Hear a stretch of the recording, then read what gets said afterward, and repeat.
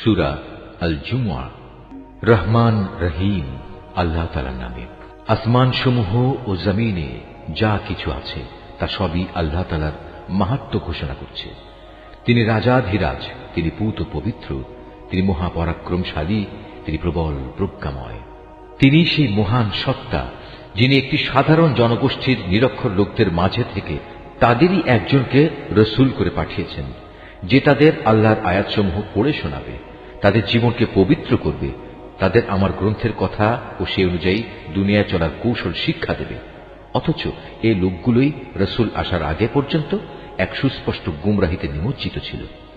তাদের মধ্যেকার সেসব ব্যক্তিও গুমরাহিতে নিমজ্জিত যারা এখনো এদের সাথে মিলিত হয়নি। আর তিনি মহাপরাক্রমশালী ও পরম কুশলী। রসূল পাঠানো এটা আল্লাহ তাআলার এক বিরাট অনুগ্রহ। যাকে ইচ্ছা তাকে তিনি এটা দান করেন। আল্লাহ তাআলা মহা অনুগ্রহশীল। যাদের আল্লাহর কিতাব তাওরাত বহন করার দায়িত্ব দেওয়া হয়েছিল কিন্তু তারা এটা বহন করেনি, তাদের উদাহরণ হচ্ছে সেই গাধার মতো যে কিতাবের বোঝাই শুধু বহন করল, এর কিছুই বুঝতে পারল না। তার চাইতেও নিকৃষ্ট উদাহরণ সে জাতির যারা আল্লাহর আয়াতকে অস্বীকার করল। আল্লাহ তাআলা এ ধরনের জালেম জাতিকে হেদায়েত করেন না। হে রাসূল, তুমি বলো, হে ইহুদিরা, যদি তোমরা মনে করে থাকো অন্য সব লোক বাদে কেবল তোমরাই হচ্ছ আল্লাহর বন্ধু, তাহলে আল্লাহর পুরস্কার পাওয়ার জন্য তোমরা মৃত্যু কামনা করো যদি তোমরা সত্যবাদী হও। কিন্তু সারা জীবন এরা নিজেদের হাত দিয়ে যা করেছে তার পরিণাম চিন্তা করে এরা কখনো মৃত্যু কামনা করবে না। আল্লাহ তাআলা এই জালেমদের কার্যকলাপ সম্পর্কে সম্মুখ অবগত। হে নবী, তুমি এদের বলো যে মৃত্যুর কাছ থেকে তোমরা আজ পালিয়ে বেড়াচ্ছ, একদিন কিন্তু তোমাদের সে মৃত্যুর সামনাসামনি হতেই হবে। তারপর তোমাদের সে মহান আল্লাহর দরবারে হাজির করা হবে, যিনি মানুষের দেখা অদেখা যাবতীয় কিছু সম্পর্কেই জ্ঞান রাখেন। অতঃপর তিনি সেদিন তোমাদের সবাইকে বলে দেবেন তোমরা দুনিয়ার জীবনে কি করে এসেছ। হে ঈমানদার ব্যক্তিরা, জুমার দিনে যখন তোমাদের নামাজের জন্য ডাক দেয়া হবে, তখন তোমরা নামাজের মাধ্যমে আল্লাহ স্মরণের দিকে দ্রুত গতিতে এগিয়ে যাও এবং সে সময়ের জন্য কেনাবেচা ছেড়ে দাও। এটাই তোমাদের জন্য উত্তম, যদি তোমরা তা উপলব্ধি করো। অতঃপর যখন জুমার নামাজ শেষ হয়ে যাবে, তখন তোমরা কাজকর্মে পৃথিবীতে ছড়িয়ে পড়ো এবং আল্লাহর অনুগ্রহ তালাশ করো আর আল্লাহকে বেশি বেশি স্মরণ করো। আশা করা যায় তোমরা সাফল্য লাভ করতে পারবে। আল্লাহ তাআলার এসব নির্দেশ সত্ত্বেও এরা যখন কোনো ব্যবসায়িক কাজকর্ম কিংবা ক্রীড়া কৌতুক দেখতে পায়, তখন সেদিকে দ্রুত গতিতে দৌড়ায় এবং তোমাকে নামাজে একা দাঁড়ানো অবস্থায় ফেলে যায়। তুমি বলো, আল্লাহ তাআলার কাছে যা কিছু রয়েছে তা অবশ্যই খেলাধুলা ও বেচাকেনার চাইতে বহু গুণে উৎকৃষ্ট। মূলত আল্লাহ তাআলাই তার সৃষ্টির সর্বোত্তম রিজিক দাতা। আসমান সমূহ ও জমিনে যা কিছু আছে তা সবই আল্লাহ তাআলার মাহাত্ম্য ঘোষণা করছে। তিনি রাজাধিরাজ, তিনি পূত পবিত্র, তিনি মহাপরাক্রমশালী, তিনি প্রবল প্রজ্ঞাময়। তিনি সেই মহান সত্তা যিনি একটি সাধারণ জনগোষ্ঠীর নিরক্ষর লোকদের মাঝে থেকে তাদেরই একজনকে রসূল করে পাঠিয়েছেন, যে তাদের আল্লাহর আয়াতসমূহ পড়ে শোনাবে, তাদের জীবনকে পবিত্র করবে, তাদের আমার গ্রন্থের কথা ও সে অনুযায়ী দুনিয়ায় চলার কৌশল শিক্ষা দেবে। অথচ এই লোকগুলোই রসূল আসার আগে পর্যন্ত এক সুস্পষ্ট গুমরাহিতে নিমজ্জিত ছিল। তাদের মধ্যেকার সেসব ব্যক্তিও গুমরাহিতে নিমজ্জিত যারা এখনো এদের সাথে মিলিত হয়নি। আর তিনি মহাপরাক্রমশালী ও পরম কুশলী। রসূল পাঠানো এটা আল্লাহ তাআলার এক বিরাট অনুগ্রহ। যাকে ইচ্ছা তাকে তিনি এটা দান করেন। আল্লাহ তাআলা মহা অনুগ্রহশীল। যাদের আল্লাহর কিতাব তাওরাত বহন করার দায়িত্ব দেওয়া হয়েছিল কিন্তু তারা এটা বহন করেনি, তাদের উদাহরণ হচ্ছে সেই গাধার মতো যে কিতাবের বোঝাই শুধু বহন করল, এর কিছুই বুঝতে পারল না। তার চাইতেও নিকৃষ্ট উদাহরণ সে জাতির যারা আল্লাহর আয়াতকে অস্বীকার করল। আল্লাহ তাআলা এ ধরনের জালেম জাতিকে হেদায়েত করেন না। হে রাসূল, তুমি বলো, হে ইহুদিরা, যদি তোমরা মনে করে থাকো অন্য সব লোক বাদে কেবল তোমরাই হচ্ছ আল্লাহর বন্ধু, তাহলে আল্লাহর পুরস্কার পাওয়ার জন্য তোমরা মৃত্যু কামনা করো যদি তোমরা সত্যবাদী হও। কিন্তু সারা জীবন এরা নিজেদের হাত দিয়ে যা করেছে তার পরিণাম চিন্তা করে এরা কখনো মৃত্যু কামনা করবে না। আল্লাহ তাআলা এই জালেমদের কার্যকলাপ সম্পর্কে সম্মুখ অবগত। হে নবী, তুমি এদের বলো যে মৃত্যুর কাছ থেকে তোমরা আজ পালিয়ে বেড়াচ্ছ, একদিন কিন্তু তোমাদের সে মৃত্যুর সামনাসামনি হতেই হবে। তারপর তোমাদের সে মহান আল্লাহর দরবারে হাজির করা হবে, যিনি মানুষের দেখা অদেখা যাবতীয় কিছু সম্পর্কেই জ্ঞান রাখেন। অতঃপর তিনি সেদিন তোমাদের সবাইকে বলে দেবেন, তোমরা দুনিয়ার জীবনে কি করে এসেছো।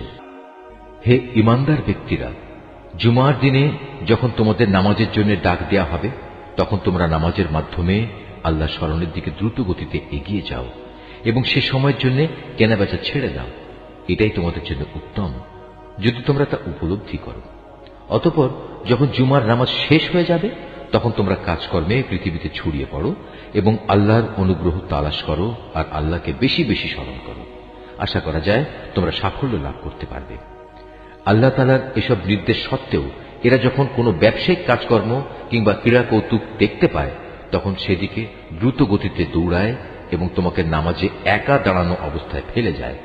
তুমি বলো, আল্লাহ তাআলার কাছে যা কিছু রয়েছে তা অবশ্যই খেলাধুলা ও বেচা কেনার চাইতে বহু গুণে উৎকৃষ্ট। মূলত আল্লাহ তাআলাই তার সৃষ্টির সর্বোত্তম রিজিক দাতা।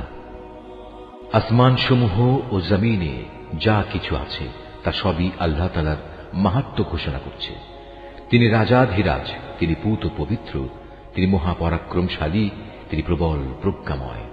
তিনি সেই মহান সত্তা, যিনি একটি সাধারণ জনগোষ্ঠীর নিরক্ষর লোকদের মাঝে থেকে তাদেরই একজনকে রসুল করে পাঠিয়েছেন, যে তাদের আল্লাহর আয়াতসমূহ পড়ে শোনাবে, তাদের জীবনকে পবিত্র করবে, তাদের আমার গ্রন্থের কথা ও সে অনুযায়ী দুনিয়ায় চলার কৌশল শিক্ষা দেবে। অথচ এই লোকগুলোই রসুল আসার আগে পর্যন্ত এক সুস্পষ্ট গুমরাহিতে নিমজ্জিত ছিল। তাদের মধ্যেকার সেসব ব্যক্তিও গুমরাহিতে নিমজ্জিত, যারা এখনো এদের সাথে মিলিত হয়নি। আর তিনি মহাপরাক্রমশালী ও পরম কুশলী। রসুল পাঠানো এটা আল্লাহ তাআলার এক বিরাট অনুগ্রহ। যাকে ইচ্ছা তাকে তিনি এটা দান করেন। আল্লাহ তাআলা মহা অনুগ্রহশীল। যাদের আল্লাহর কিতাব তাওরাত বহন করার দায়িত্ব দেওয়া হয়েছিল, কিন্তু তারা এটা বহন করেনি, তাদের উদাহরণ হচ্ছে সেই গাধার মতো, যে কিতাবের বোঝাই শুধু বহন করল, এর কিছুই বুঝতে পারল না। তার চাইতেও নিকৃষ্ট উদাহরণ সে জাতির যারা আল্লাহর আয়াতকে অস্বীকার করল। আল্লাহ তাআলা এ ধরনের জালেম জাতিকে হেদায়েত করেন না। হে রাসূল, তুমি বলো, হে ইহুদিরা, যদি তোমরা মনে করে থাকো অন্য সব লোক বাদে কেবল তোমরাই হচ্ছ আল্লাহর বন্ধু, তাহলে আল্লাহর পুরস্কার পাওয়ার জন্য তোমরা মৃত্যু কামনা করো, যদি তোমরা সত্যবাদী হও। কিন্তু সারা জীবন এরা নিজেদের হাত দিয়ে যা করেছে তার পরিণাম চিন্তা করে এরা কখনো মৃত্যু কামনা করবে না। আল্লাহ তাআলা এই জালেমদের কার্যকলাপ সম্পর্কে সম্যক অবগত। হে নবী, তুমি এদের বলো যে মৃত্যুর কাছ থেকে তোমরা আজ পালিয়ে বেড়াচ্ছ, একদিন কিন্তু তোমাদের সে মৃত্যুর সামনাসামনি হতেই হবে। তারপর তোমাদের সে মহান আল্লাহর দরবারে হাজির করা হবে, যিনি মানুষের দেখা অদেখা যাবতীয় কিছু সম্পর্কেই জ্ঞান রাখেন। অতঃপর তিনি সেদিন তোমাদের সবাইকে বলে দেবেন, তোমরা দুনিয়ার জীবনে কি করে এসেছো। হে ইমানদার ব্যক্তিরা, জুমার দিনে যখন তোমাদের নামাজের জন্য ডাক দেয়া হবে, তখন তোমরা নামাজের মাধ্যমে আল্লাহ স্মরণের দিকে দ্রুত গতিতে এগিয়ে যাও এবং সে সময়ের জন্য কেনাবেচা ছেড়ে দাও।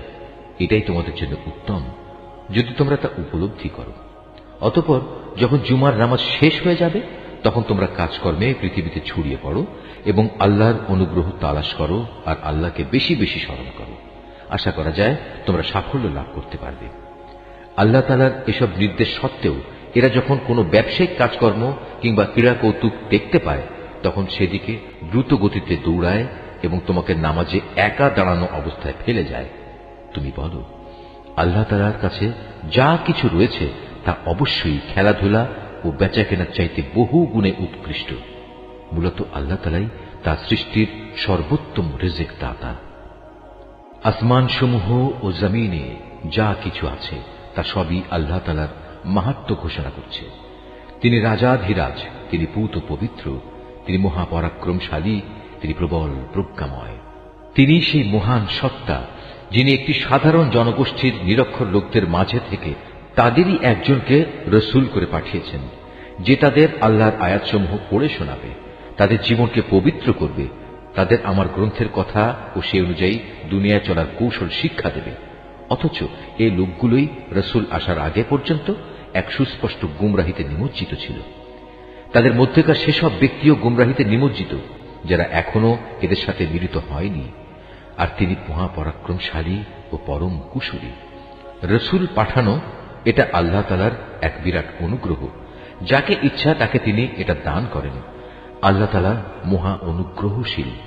যাদের আল্লাহর কিতাব তাওরাত বহন করার দায়িত্ব দেওয়া হয়েছিল কিন্তু তারা এটা বহন করেনি, তাদের উদাহরণ হচ্ছে সেই গাধার মতো যে কিতাবের বোঝাই শুধু বহন করল, এর কিছুই বুঝতে পারল না। তার চাইতেও নিকৃষ্ট উদাহরণ সে জাতির যারা আল্লাহর আয়াতকে অস্বীকার করল। আল্লাহ তাআলা এ ধরনের জালেম জাতিকে হেদায়েত করেন না। হে রাসূল, তুমি বলো, হে ইহুদিরা, যদি তোমরা মনে করে থাকো অন্য সব লোক বাদে কেবল তোমরাই হচ্ছ আল্লাহর বন্ধু, তাহলে আল্লাহর পুরস্কার পাওয়ার জন্য তোমরা মৃত্যু কামনা করো যদি তোমরা সত্যবাদী হও। কিন্তু সারা জীবন এরা নিজেদের হাত দিয়ে যা করেছে তার পরিণাম চিন্তা করে এরা কখনো মৃত্যু কামনা করবে না। আল্লাহ তাআলা এই জালেমদের কার্যকলাপ সম্পর্কে সম্মুখ অবগত। হে নবী, তুমি এদের বলো যে মৃত্যুর কাছ থেকে তোমরা আজ পালিয়ে বেড়াচ্ছ, একদিন কিন্তু তোমাদের সে মৃত্যুর সামনাসামনি হতেই হবে। তারপর তোমাদের সে মহান আল্লাহর দরবারে হাজির করা হবে, যিনি মানুষের দেখা অদেখা যাবতীয় কিছু সম্পর্কেই জ্ঞান রাখেন। অতঃপর তিনি সেদিন তোমাদের সবাইকে বলে দেবেন তোমরা দুনিয়ার জীবনে কি করে এসেছ। হে ঈমানদার ব্যক্তিরা, জুমার দিনে যখন তোমাদের নামাজের জন্য ডাক দেয়া হবে তখন তোমরা নামাজের মাধ্যমে আল্লাহ স্মরণের দিকে দ্রুত গতিতে এগিয়ে যাও এবং সে সময়ের জন্য কেনাবেচা ছেড়ে দাও। এটাই তোমাদের জন্য উত্তম যদি তোমরা তা উপলব্ধি করো। অতঃপর যখন জুমার নামাজ শেষ হয়ে যাবে তখন তোমরা কাজকর্মে পৃথিবীতে ছড়িয়ে পড়ো এবং আল্লাহর অনুগ্রহ তালাশ করো আর আল্লাহকে বেশি বেশি স্মরণ করো। আশা করা যায় তোমরা সাফল্য লাভ করতে পারবে। আল্লাহ তাআলার এসব নির্দেশ সত্ত্বেও এরা যখন কোনো ব্যবসায়িক কাজকর্ম কিংবা ক্রীড়া কৌতুক দেখতে পায় তখন সেদিকে দ্রুত গতিতে দৌড়ায় এবং তোমাকে নামাজে একা দাঁড়ানো অবস্থায় ফেলে যায়। তুমি বলো, আল্লাহ তাআলার কাছে যা কিছু রয়েছে তা অবশ্যই খেলাধুলা ও বেচা কেনার চাইতে বহু গুণে উৎকৃষ্ট। মূলত আল্লাহ তাআলাই তার সৃষ্টির সর্বোত্তম রিজিক দাতা।